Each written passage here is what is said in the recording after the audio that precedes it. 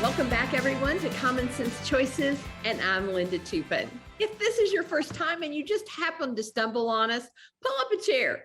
Enjoy the conversation. We're glad to have you on this journey. If you've been with us since December 2nd, 2021, you're a veteran. You know the drill, and we thank you for your support of our podcast. Our podcast is called Common Sense Choices. It's all about personal responsibility, making our world a better world by starting by making ourselves better. And it is based on the mantra that you see in the background on my 7-foot piece of art. And we'll say it together. I actually have it on my coffee cup this morning. And it says, I am where I am by the choices I have made, or I have allowed others to make for me. So let's say that together with meaning. I am where I am. Meaning personal responsibility by the choices I have made or I have allowed others to make for me.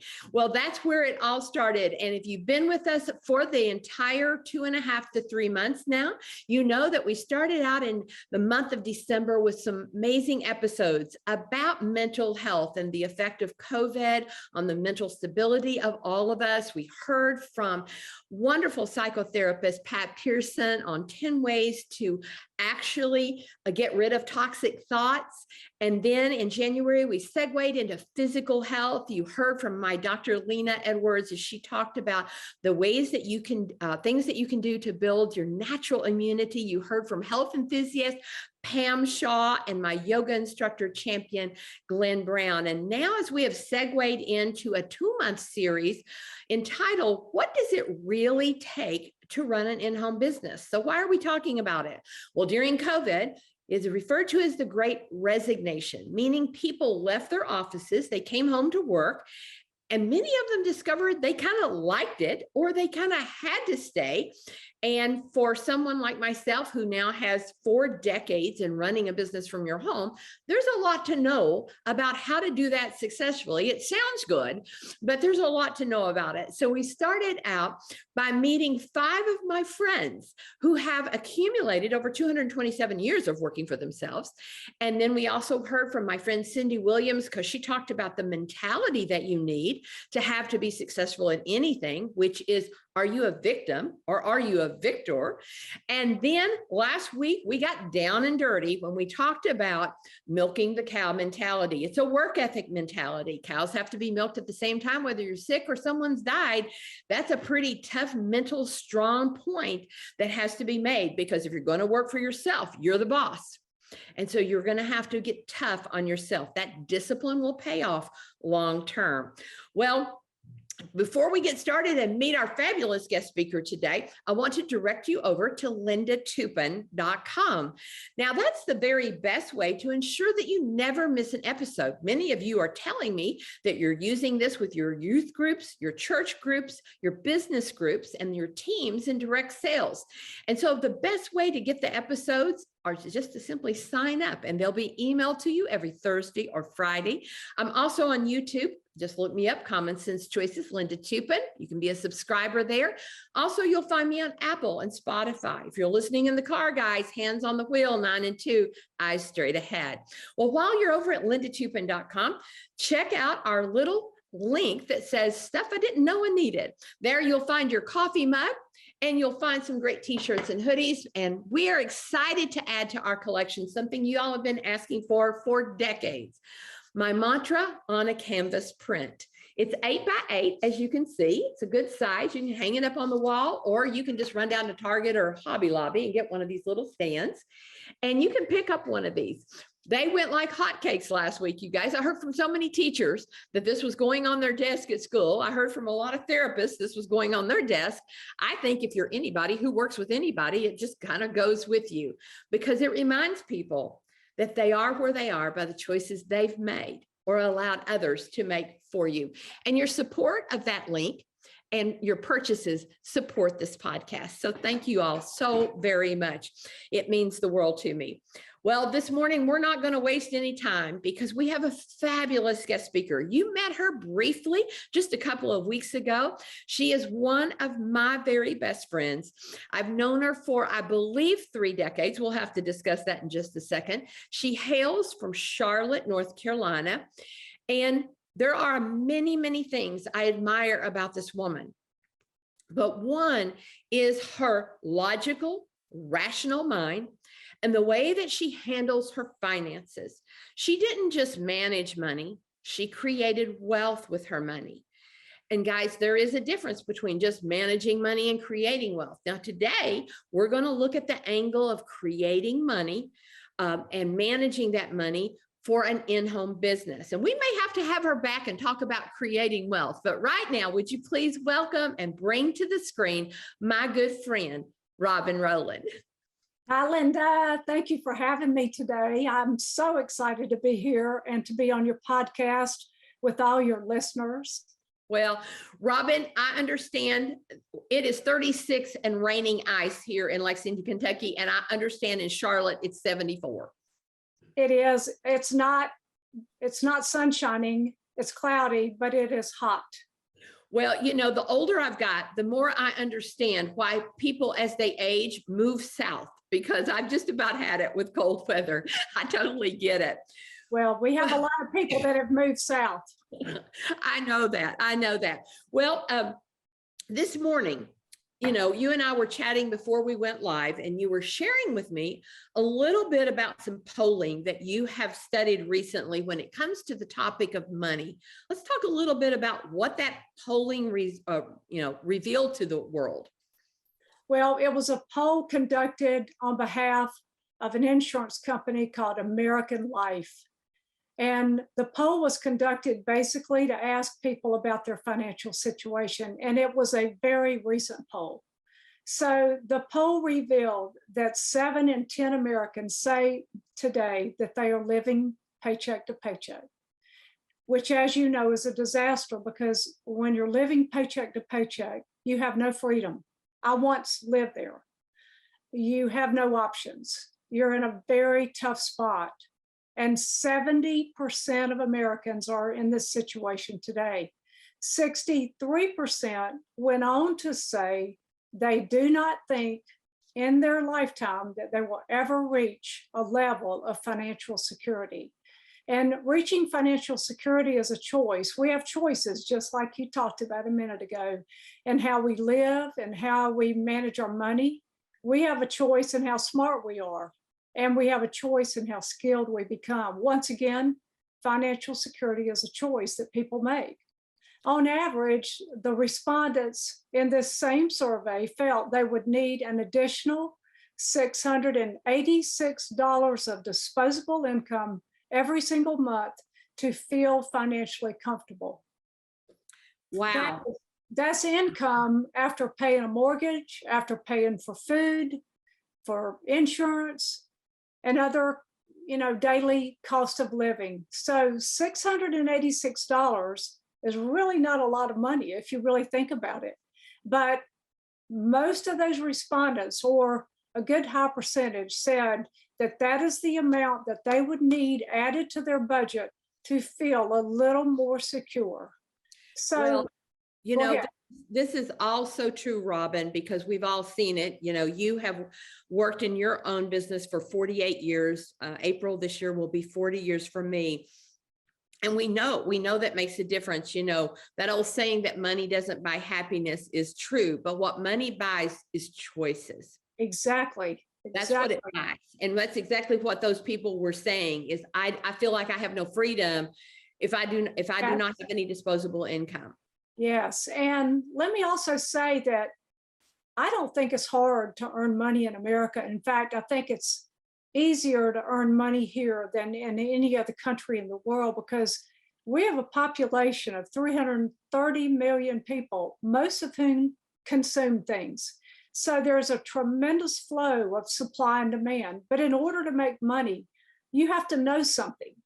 You have to either know a lot on the current job you have and become a valuable asset to your employer, or you can do what I did and what you did, Linda, and start a home-based business using skills that you already have or skills that you develop as you grow this home-based business. I personally, you did too, we started our own business because, well, I was self-motivated and disciplined to do what was necessary to build the business I started. And plus, more importantly, I felt like I was very underpaid on my job. I may have been paid what that job was worth, but I was certainly not paid what I was worth to that company. Well, So so you started out working for other people. So you started out in a corporate out of college. yes, I was actually my first job out of college was I was hired by IBM in office products. And I was working for IBM when the memory typewriter came about, which is the kind of the forerunner to a computer. But I did not like IBM. I think, Linda, as soon as I heard that IBM stood for I've been moved, I quit. Because I never wanted to go anywhere. I mean, I know you love to travel. That was never my thing. No, it isn't. So I left IBM and was hired to work for an advertising agency on the McDonald's hamburgers account. But I found very quickly that that was also not my cup of tea. I actually had planned to go to law school, but after the IBM stint and then working on the McDonald's account, I figured out really quickly, I'm really not cut out for this corporate thing. And so I decided to start my own business. And I'm gonna tell you, I knew nothing about running a business. I was an English major in college, which basically meant nothing other than I could read and write really well. But I decided I was just not going to continue to work 9 to 5 or 9 to 8 or whatever the hours were, and never really feel like I was in control of not just my paycheck, but I wanted to work in an environment that resonated with my own values and principles. And I knew the only way that would ever happen is if I was the president of my company and I was telling me what to do. Well, and I think everything that you've just said resonates with literally millions of people around the world, especially here in the United States, because in my lifetime, as I've built my business, I'll talk to people and they'll say, "Well, that all sounds really good to own my own business, call my own shots." But I need that security of that paycheck. It scares me not to have that insurance and that security of the paycheck, which always leads me to my next question with those people. I'll say, well, how much money would you have to make each month to pay your insurances? Not one person in 40 years has ever been able to answer that question. It feels like this really big number in people's head, but they've never actually done the math for it to actually break it down. And, the other logic is, well, I need that secure job with this secure employer. Please name me a secure employer in 2021. I couldn't think of one. A political election can lose you a job in a lot of places in the world. The only security is when you work for yourself, because then nobody can get rid of you. Right. Well, when you were with us before, thank you for coming back, your second appearance on Common Sense Choices. You talked about the 10 basic things that people needed to know in order to start gaining control of their money. And this is not only something that you've lived and you've developed, because you said a few minutes ago, I believe, that you were not always good at this. You were not always a good money manager, but this is something you've learned. And now you actually help other people with this as well. And we can talk about that later, but they can check you out at robinrowland.pink, Robin Rowland, ROWLAND.pink. Because, there's an old saying that says you only take advice from people you would trade places with.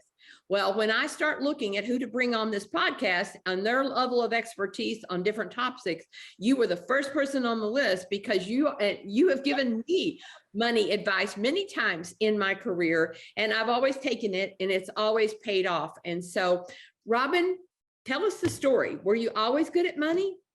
No, absolutely not. In fact, after I left my corporate job and started my own business, it didn't take me long to realize that I really didn't know a whole lot. And that the first thing I realized had to change was how I handled my money. I really knew nothing about how to manage a business financially. I did not grow up with parents who really taught me that. Even though my dad had his own business, that was just not something I ever, caught from them. my goodness, I didn't even know how to balance a checkbook. I just always made sure I had more money in my accounts than my check register showed. And that way I knew I would never bounce a check. And I didn't. I never bounced a check. But down the road, it became obvious that I needed to brush up on my money management skills. For instance, from the moment I started my own business, I was basically using 2 checking accounts, one for personal and one for a part of my business. But my business actually had several different parts to it. And the money to run those parts needed to be separated in order for me to see where my money was going and to realize my profits. Of course, this is not true of all businesses, but for my business, it was totally necessary. And I'll try to talk about this a little bit later if there's an opportunity. I'd also like to say too, Linda, that I was not completely self-taught. I had a friend and a mentor who made suggestions and guided me along the way. And she was instrumental in helping me understand the need to have good money management skills. However, let me just say, she could not do it for me. She made suggestions and she showed me what she thought I should do, but I had to discipline myself to follow through on those suggestions. So I was not an overnight sensation in any sense of the word. First of all, I had no money to manage. I had to hustle, I had to build my business, pay off my initial loan to start my business. And then I began to see some profit. And with the money I earned, I began to invest in some good equipment that allowed me to run my business more smoothly. And I also hired help. I could never have built my business had I not been willing to get office help. But it took money to also get office help. And it took me disciplining myself and working hard in order to make the money to get the office help. Well, I'd like to just stop right there for just a second, Robin, because I'd just like to amen what you just said. I remember a valuable conversation I had with my own tax accountant where I was starting to develop my business. I was getting more and more cash flow in. And I remember a very tearful appointment where I said to her in tears, the more I make, the more I spend. And it's very frustrating because I was doing everything you just said, which was I had to get help. I had to get better equipment. I had to invest in my business. And she drew me a chart, and I've never forgotten the chart. And it basically looks something like this, which was like, Linda, every business, she goes, I sit here all day long and I work with small businesses. Expenses, income, expenses, income. They both rise at the same time. But she said the biggest mistake that everyone makes is eventually a business, the expenses level out. That's right. And the income soars. And most people quit before they ever get to that split in the graft. That's the truth. And it was like, okay, then there's light at the end of the tunnel. I just have to be, because I had a big number income, but like I didn't go shopping. I didn't go crazy. I didn't buy lavish things or a lavish house at all. In fact, Robin, I wore a jacket today from 1990 something to prove to you I am a good steward of my money. So this is in celebration of you, my friend. Well, let me also say that I live in a house today that I have lived in for 31 or 32 years. And it's a very nice house. It's very comfortable.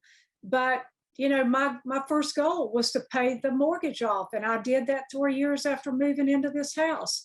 So, you have to make smart money decisions. But I'll get there in just a second. But let me also go back and say that along the way, like anybody else, you included, I'm sure, we made some really good decisions with our money, but we also made some pretty stupid decisions that I had to learn the hard way. And, I'd love to share some of those lessons I learned and maybe perhaps some people that are listening to us today can learn from our mistakes. But unfortunately, I seem to learn everything the hard way. But really, there's no better teacher than learning lessons from experience. Right. Linda, I think some of the people that listen probably already operate a home-based business, but I'm thinking you probably have people listening too that are just maybe thinking about it or maybe don't have a home-based business. But it is my personal belief that the manner in which we handle our personal and business finances up front has a huge impact on how we build a business, because how we handle our money impacts how we feel about ourselves. Yes. And we all know that money impacts our relationships. When we're handling our money correctly, we're far more open and transparent in our personal and in our business relationships. I believe that financial integrity is the cornerstone of any good business, because it allows you to run your business from the needs of your customers and not from your own personal needs. I think when you struggle financially, you're more likely to manipulate people if you're in a position to do that. And if you have your own business, you are in that position.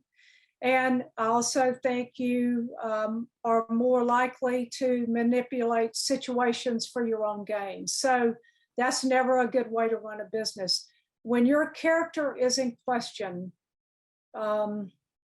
people are leery of doing business with you. I've often said the most freeing thing I ever did in my business was to make a decision to get totally out of debt, because when you have no debt, you can really work from your heart and not from your personal needs. Financial freedom, I think, allows us to be truly others focused. Oh, amen, amen, amen, my friend. And so I'm going to talk about those 10 things that I talked about just in that little brief podcast that we all did with you a couple of weeks ago. So these are kind of my top 10 financial lessons I learned from starting and operating a business from home. I could talk about a whole lot more, but I think these are probably the top of the list. So number one, I would say if you're starting a home-based business, at all costs, avoid relying on credit cards to fund your business. If you borrow money to open your business, try, if you can, if you have the credit, to get a simple interest loan rather than using a credit card, because the compounding interest on a credit card adds up fast. Because when you don't pay the balance, then the interest accrues into next month. And next month, you begin paying interest on top of the interest you accrued from last month. You're talking about a money waster, that's a money waster.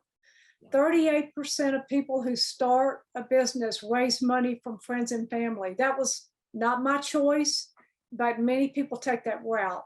Personally, I went down to my local bank and pled my case with the guy who was a branch manager of the bank.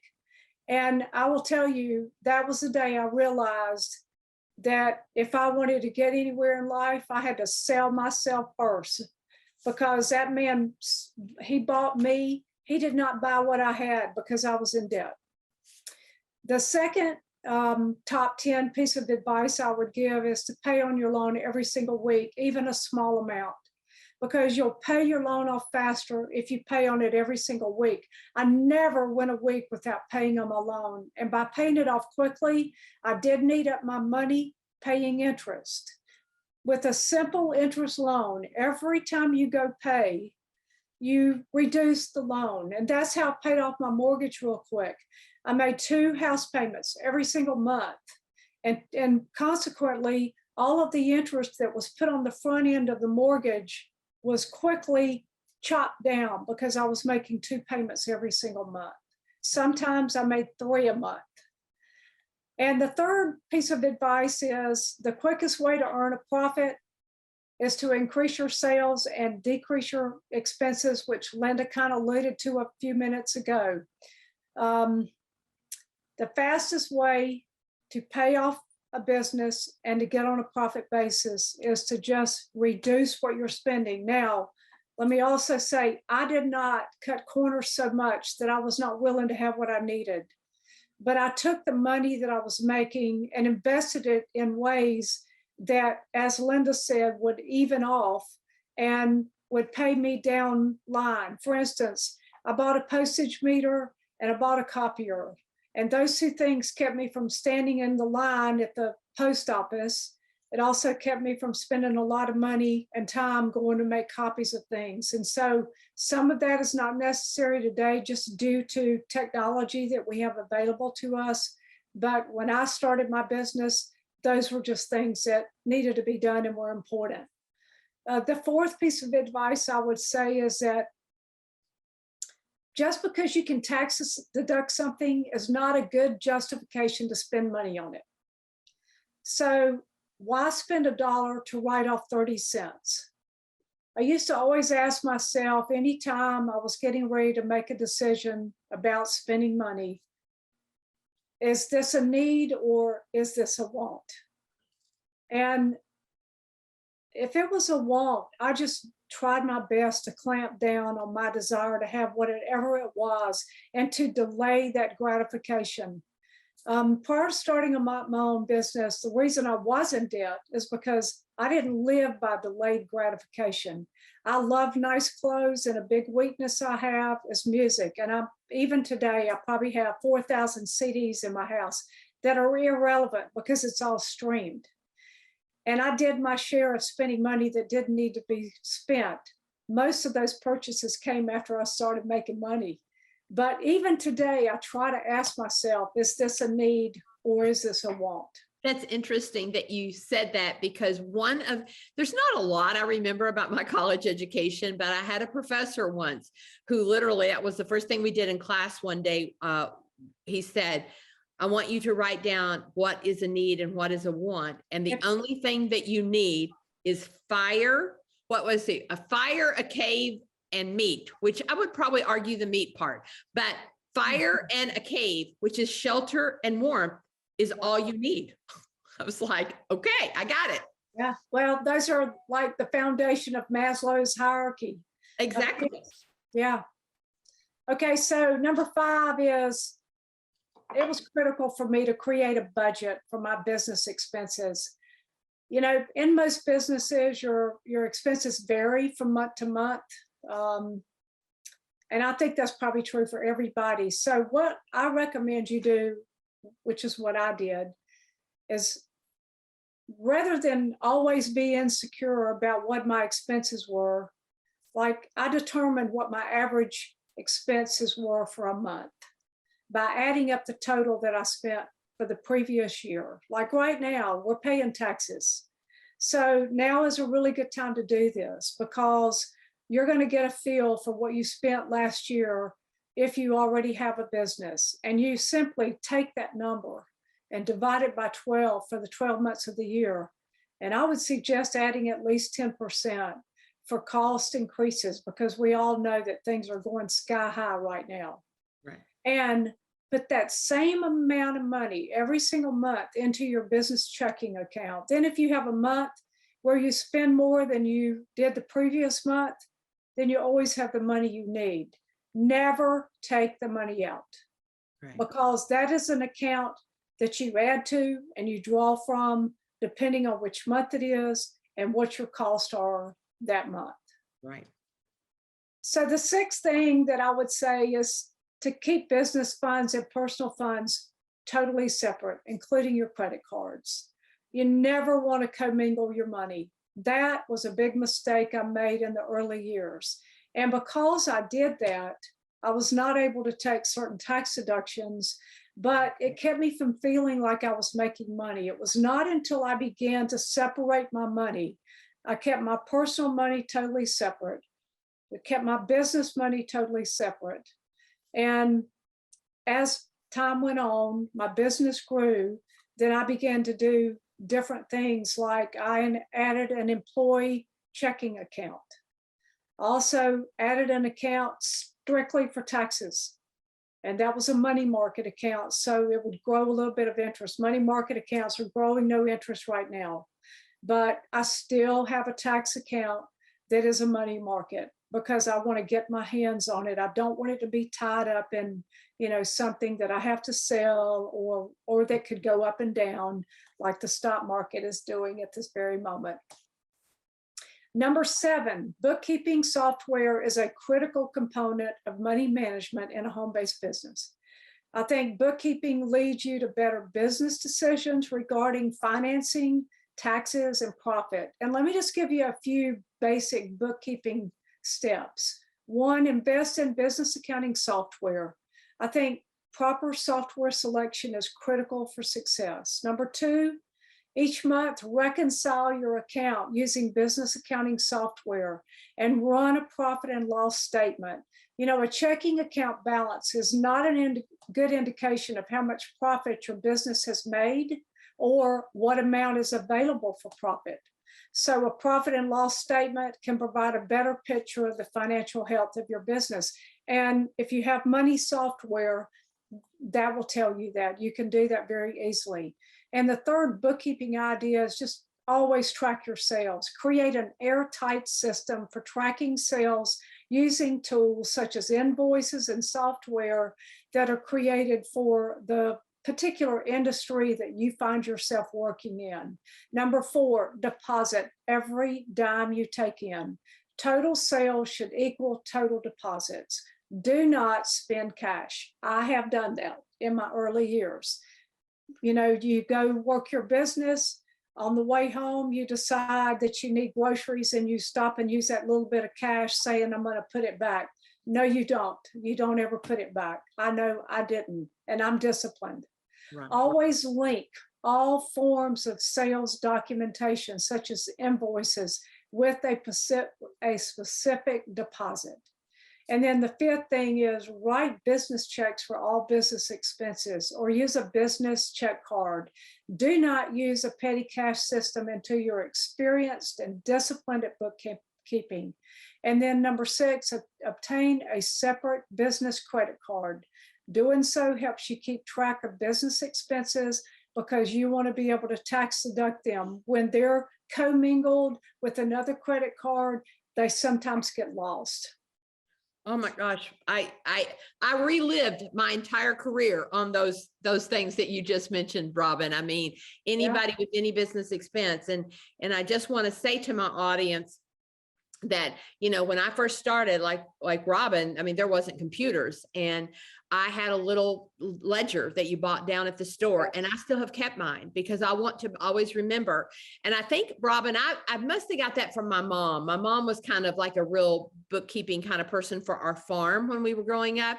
And so literally I paid my neighbors 50 cents to come over and help me with my business one day. And it's in that ledger that I paid them 50 cents. So but the thing I think I want to bring to the audience's attention, and I think you would completely agree with it, is when you have to reconcile in a software system. So I use QuickBooks just as an example. There's many others. I literally do it every morning. It's that mindless thing I do of the morning when I can't think straight. So I just go in there. And when you reconcile in a system, what it does is it makes you own the purchase twice. So you bought it yesterday, but today you have to look at it again and say, yes, I bought that, and that's the category it belongs in. And what that does is it changes your behavior overnight. I mean, overnight, it changes your behavior because it forces you to own a purchase twice. And that's why I do it daily, because there's only like 2 or 3 things in there every day. Even when I was full speed business, there wouldn't have been more than 10 or 15 things in there a day. It's going to take you 3 minutes to do, but you own it. And there's an emotional attachment to owning it and regretting it. And then it makes you question, like, do I really want to give this person my card? Because tomorrow I have to own it again. To give you an example, I travel a lot for pleasure now, and I was out west last summer, and I'm used to renting a car one city, dropping off in another. I know it's expensive. I'm used to spending maybe $1,200, $1,500 to do that. My bill was $2,500 to do that. And I don't know how it got past me, but the day, Robin, that I had to reconcile that in QuickBooks, I almost vomited. I bet. Well, it's interesting, Linda, because I do the same thing. I know I'm a morning person, and I'm up between 3:30 and 4. This morning I was up at 3. And the first thing I do, I actually sometimes, when you have money software, I use Quicken. I know you use QuickBooks, but it syncs to your bank. Right. You first set it up, it syncs to your bank. And so what happens is, it looks just like a check register. And in the morning, I reconcile too. And when I sync with my bank and it comes down into the check register, then you previously set up categories that once you've set those categories up, it automatically goes into those categories. And then at the end of the year or the end of the month, you can get a quick look at what you spent in a certain category, like say, renting cars. Well, exactly. And, for the person watching this or listening to this today, and maybe you don't own your own business yet, or that's not even on the radar, when Dave Ramsey talks about the envelope method, which is like you take a paycheck of, let's say $1,000 and you literally cash it and you have these envelopes. I mean, that's what we're talking about here. Yeah, and categories and separating the money out into those envelopes. Right. Yeah. I mean, that's what it takes. And I know that sometimes that doesn't seem very glamorous, but that's what it takes. It does. It does if you want to get on the other side of, just staying at the beginning of a business. I mean, I think it's John Maxwell who made the statement, you can pay now and play later, or you can play now and pay later. Right. And if you pay in the beginning and you do these things right, and Linda, is like you said, this is not just for people that are starting a business. These are good money habits for anybody. I mean, exactly. I'm not running a business now necessarily, and I'm still doing these things. And I will always be grateful that I learned this, because I think that doing my money right, as I said in the beginning, it allowed me to feel integrative about my business and how I worked with my customers and my clients. And therefore, it allowed me to soar. Well, and I made myself a note because I just loved everything that you said about financial integrity and how it affects how you feel about yourself, especially if you're working with people or you're operating a company and you're operating out of need or desperation, or actually to serve other people and to care about other people. I remember a year, and I guess this is the part of the program we get to tell our bad stories, but there was literally a 3-month window where I buried my family in $18,000 worth of high interest credit card debt. Now, none of it had to do with my business. It had to do with the birth of a child without proper insurance and a tax liability that we didn't see coming. And so this was right at the very invention of credit cards. I actually should have brought them in here today. I have this massive bags of credit cards that they sent me back in the late 80s, early 90s. I mean, people would just send you these massive cards, and you weren't clueless and back then. And so $18,000 went on those cards that were at 24% interest. And for 18 months, I lived a lie. I literally would get up in the middle of the night to pay one credit card with the other. And it blossomed to 25,000 in 18 months. And it required me doing a whole lot of things I didn't like to do, which was admitting I'd made a horrible mistake and actually going and getting a simple interest loan at a low interest rate that had an ending date, and never using a card again. And then I just want to say to the audience, one thing that I can remember exactly where I used my debit card the first time. I mean, I don't want to start crying, but I remember the grocery store, and I remembered the feeling when I said, I will never use a card again. And I used my debit card and I put in my PIN. And it's weird. Every time I use that, I think of that moment that I became free. I literally became free. Yeah, and it is the most freeing thing in the world when you're living day to day by paying for what you do and what you spend. And a minute ago, when we were talking about reconciling our accounts every morning, I even go a little bit further. And, some people probably think I'm OCD doing this, but whatever I buy today, I pay for it tomorrow morning when I reconcile my accounts. I go right on to my Bank of America online banking, and whatever I paid for yesterday. And I do use a credit card. Personally, for me, I don't like debit cards because I'm too afraid of somebody getting a hold of it and wiping out my account. So I do use a credit card, but I do not buy one thing that I cannot pay for. And and that's a really good point, because over time, there is a level of maturity with your money that it actually makes sense to do what you're doing.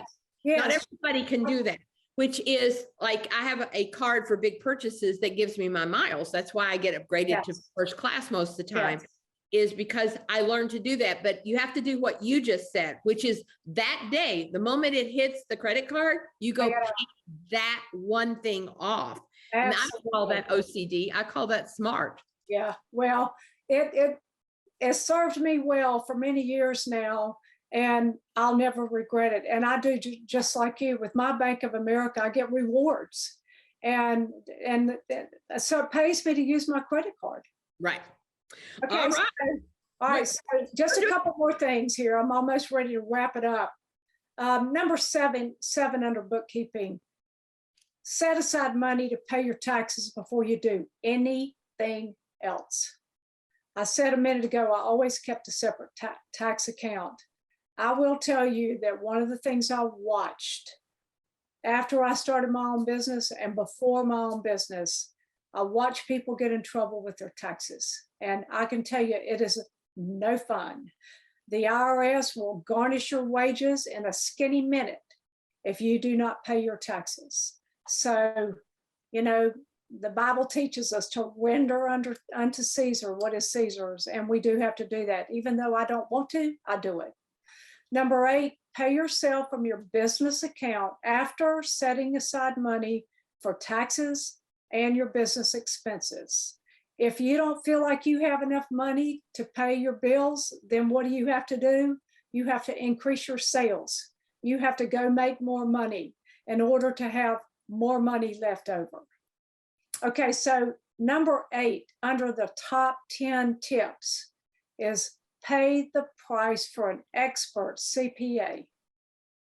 Get a CPA who is familiar with a home-based business. My CPA, I'd put her up against anybody in America. Her name is Penny Lewis. And, you know, if you need a good CPA, Penny at pennylewis.com. She's fabulous.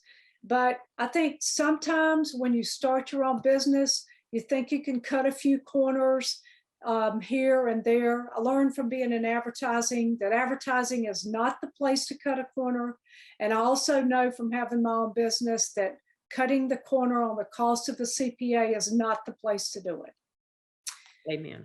Number 9, and I've kind of already said this, but I'm going to say it again because it's critical. Keep up with your taxes. Some self-employed individuals may have to pay up to a 15% employment tax called FICA, in addition to their regular income taxes. And to avoid tax time surprises, you just have to periodically review your taxes throughout the year. And do not forget to make necessary quarterly tax payments, because if you don't and you owe them, you will be paying penalties. Yeah. And then number 10, I'm going to add a number 11 in a minute. Number 10, discipline yourself to save money every single week. I promise you, when I started my business, I was single and my condominium payment was almost $850 a month. And that was in 1980. Wow. That was a lot. And it was scary because, you know, the plumbing broke and different things broke. And I didn't have any money. I mean, I sometimes laugh and say, I'm glad I was a girl because men took pity on me when they came to fix stuff in my house. But, you know, one of the things I learned I had to do is I had nothing. And because I was in debt, I sort of lived the scarcity mentality until I began saving. One of the things I can tell the audience is when you have no money, you spend everything you have. But when you begin to save money and you see it grow, you want to protect it, because it then begins to give you the ability to live the life of serving other people on their terms, as we have already talked about. I started saving $5 a week. I know that sounds crazy, but it was all I had. And that $5 a week added up week after week after week. And what it did for me is it gave me an emotional feeling about having nothing to all of a sudden feeling like I had something to fall back on. And it took away the fear that I lived under until I began to do that.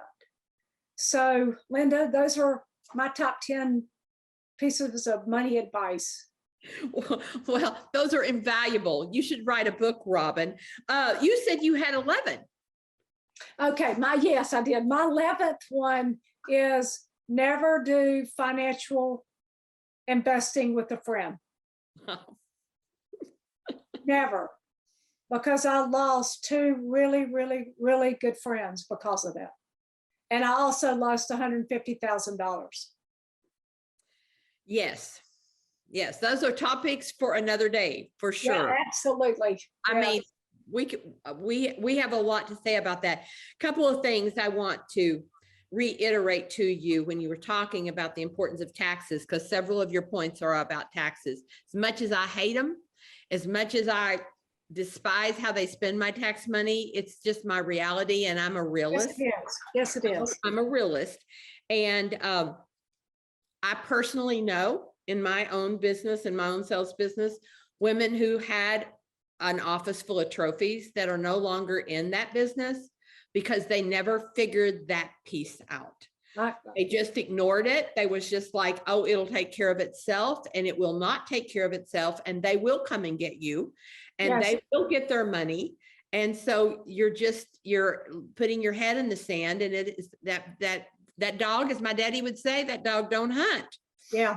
And I myself know people that happened to, and it is not a pretty picture. No.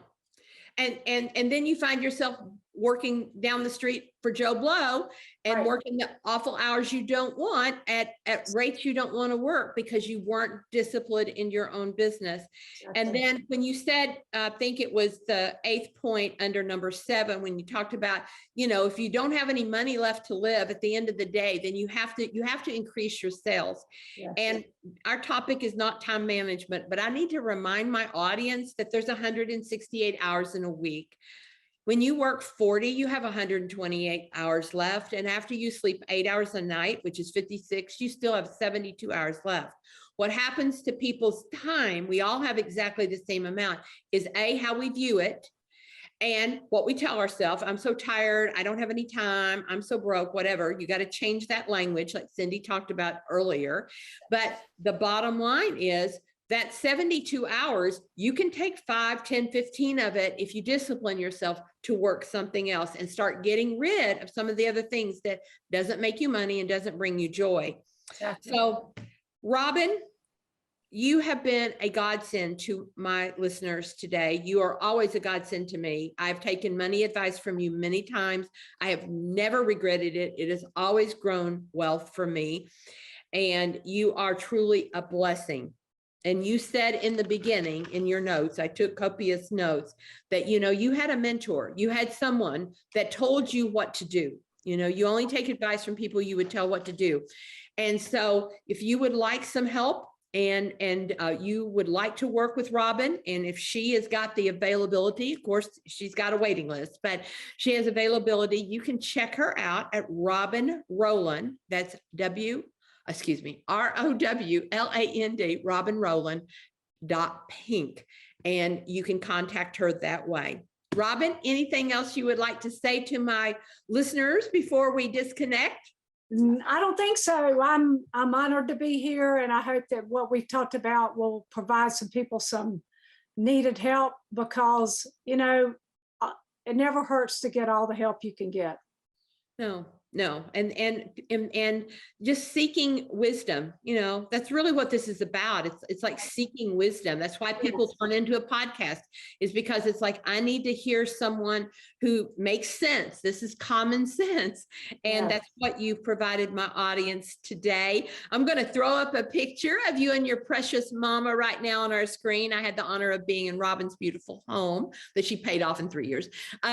And Robin is a great cook. We're all trying to convince her to start her own little cooking show over on Facebook, but she's a fabulous cook. This is her precious mom, that she lives with and takes care of. And what a blessing you are to so many of us, Robin. Yeah, thank you, Linda. And let me just say, I love your podcast. I have learned a lot from watching them. I mean, every single one of them I've watched. And of course, I know the people that you've had, but they're a blessing to everybody. I'm grateful you're doing them. Well, thank you. Well, cheers, my friend. Cheers. Yes, absolutely. All right, you guys. Well, this wraps up our episode. We've got many more coming on all these foundational principles. And Robin Rowland, you are a blessing to all of us here today. And I thank you for your time, and I can't wait for you to join us next week, you guys. In the meantime, have a great week. Thank you, Linda. Bye, everybody.